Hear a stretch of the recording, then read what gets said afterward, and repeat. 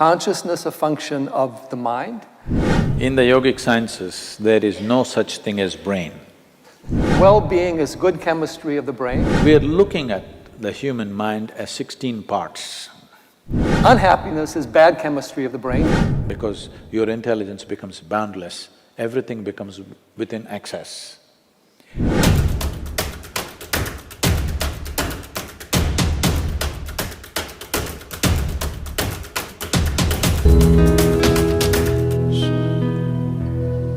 In modern medicine and modern science, there's a tendency to identify consciousness, mind, and brain, make mind a function of the brain, consciousness a function of the mind, and to treat them chemically and to alter them chemically, and that well-being is good chemistry of the brain, higher consciousness is good chemistry of the brain, and unhappiness is bad chemistry of the brain. Nobody's responsible, but we need to change the chemistry to make it better.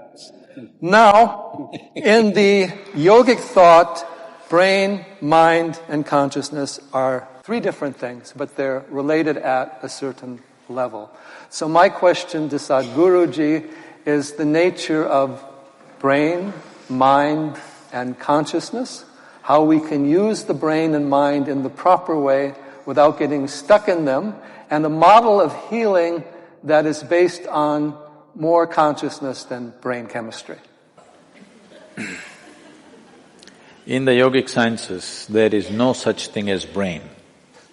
Brain is just body. Like there is a heart, like there's a liver, there is a brain, it's just body.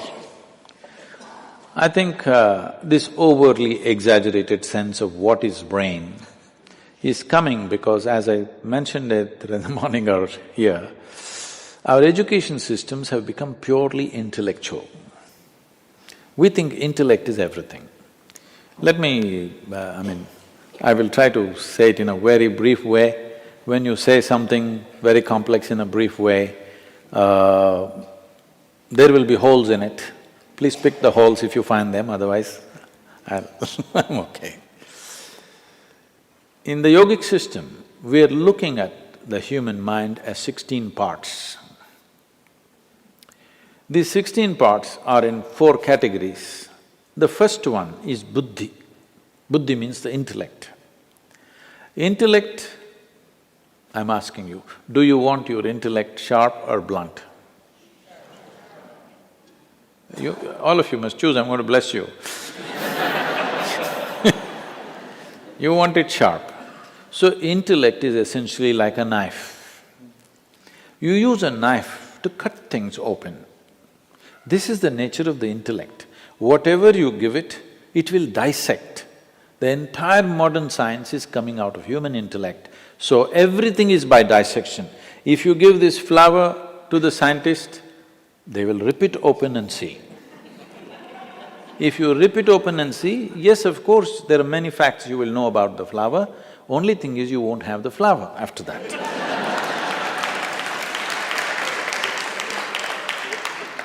And now if you really want to know something, let's say you really want to get to know your mother, please don't dissect her.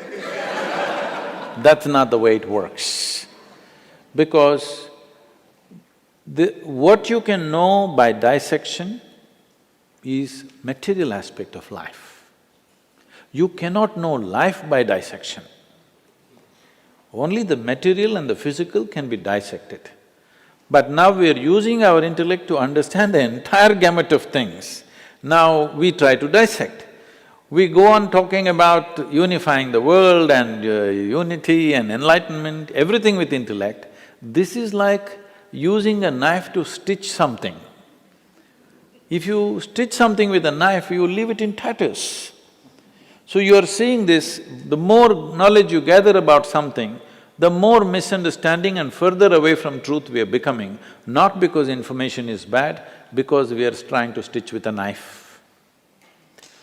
So intellect is like a knife, it must be sharp, it is a survival instrument.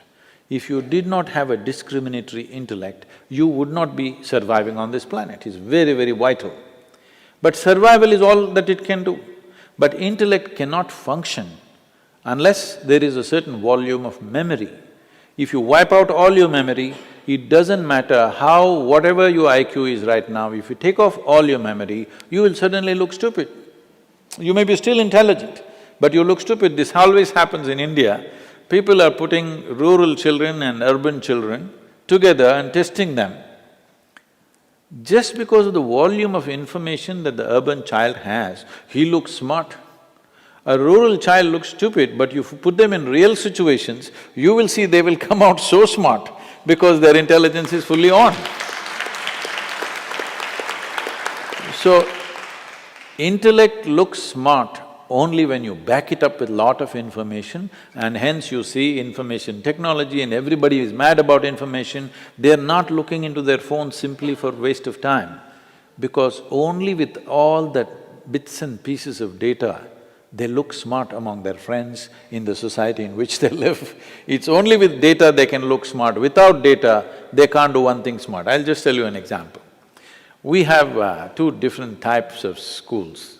One is a modern kind of school where 30% of the children coming from United States in India, and another is a completely traditional school where we teach them only yoga, classical dance, classical music, Kalaripaitu, the mother of all martial arts, Sanskrit language and English language.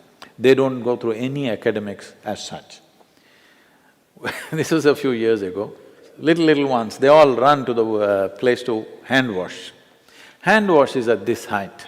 Many of these 6, 7-year-olds can't reach. So all this… those who are going through modern education, they will go and stand there in a very civilized way, wait for a teacher or somebody to come and put a bench. They will climb on the bench and then wash. These other kids ran there, the older ones bend down, the younger ones climb on top of them, wash and run away.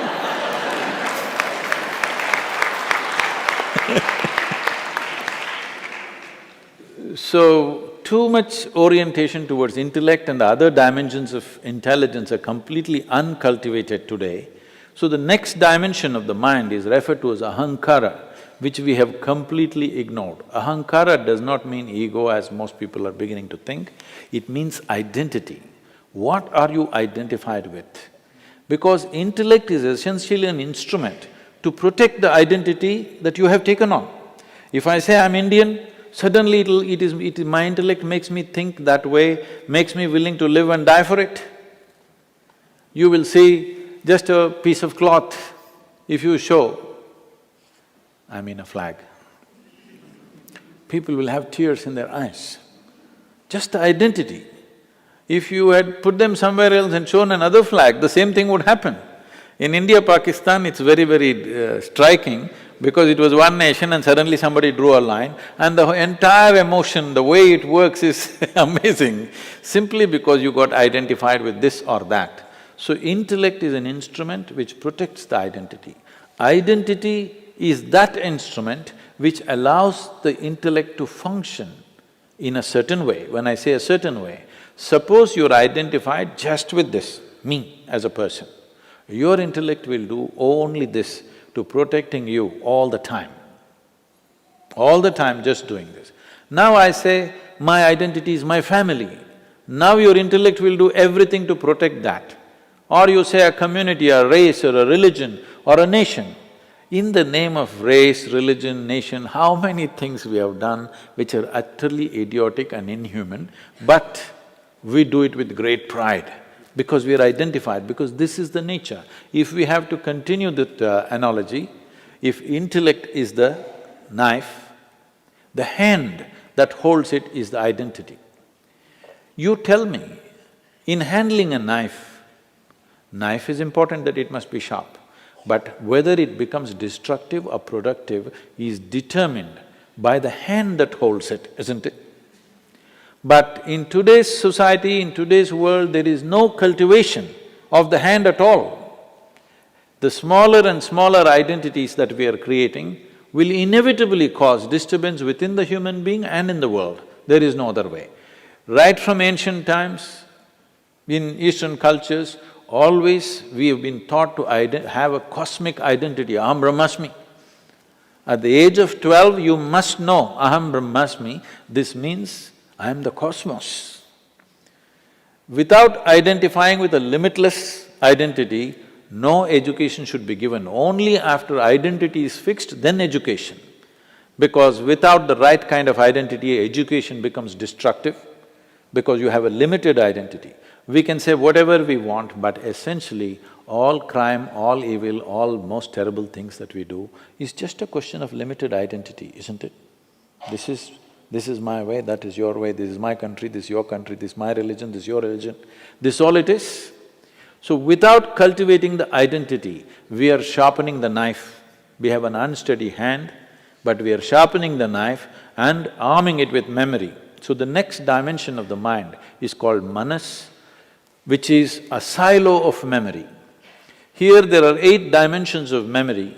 This starts from elemental memory, atomic memory, evolutionary memory, karmic memory and conscious memory, unconscious memory, articulate memory, inarticulate memory. Like this, there are many states of memory. As we already looked at this body carries the memory of everything that's happened on this planet. If we pay enough attention, we can know simply by looking at this how evolution has happened. Only 150 years ago, Charles Darwin talked about evolution by studying life on the planet. But over 15,000 years ago, Adi Yogi spoke about how life evolved. He said first, almost every Indian person knows it but not conscious of it, is the 10 avatars. You must be studying much of it. The first one is fish or water life, next one is amphibious, next one is a mammal, next one is half man, half animal, next one is a dwarfed man, next one is a full-grown man but volatile, next one is a peaceful man, next one is a loving man, next one is a meditative man, next one is supposed to be the mystical man. This is not one-man story, this is the evolution of life on this planet. So 15,000 years ago, somebody spoke about this by not looking into the microscope, but looking inward, because the entire evolutionary story is written here. So the yogic system is focused on this as to how to activate different dimensions of memory, because without that, with limited amount of memory, you are bound to act in immature ways. So if your intellect becomes super capable, then it's very, very important your identity is cosmic, limitless identity, and your memory is evolved, that all dimensions of memory are active.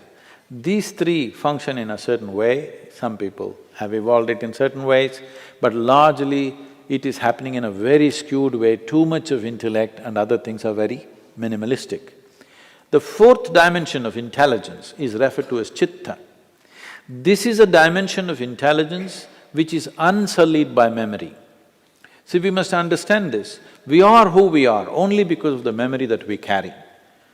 From the color of our skin to what we identify with, what we are, whether we are male or female or everything is a question of memory.